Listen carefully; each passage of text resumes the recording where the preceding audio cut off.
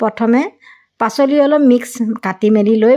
কেৰাহী এখনত গৰম উতলিবলৈ দিলোঁ সিজিবলৈ এয়া বইল কৰি ল'লোঁ আৰু এইখিনি উঠাই ল'লোঁ পানীৰ পৰা আৰু সেইখন কেৰাহীতে এতিয়া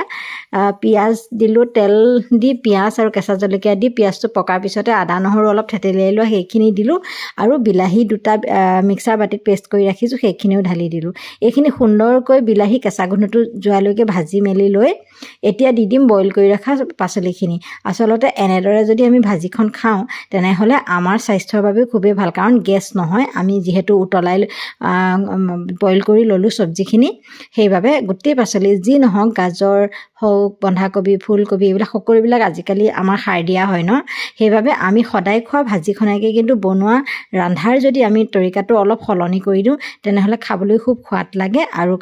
স্বাস্থ্যৰ বাবেও ভাল এয়া ফাইনেলি চেণ্টৰ বাবে অকণমান ধনিয়া দি দিলোঁ মোৰ এইখন চব্জি ৰেডি হৈ গ'ল আপোনালোকে এনেদৰে মিক্স চব্জি বনাই খাবচোন খুব ভাল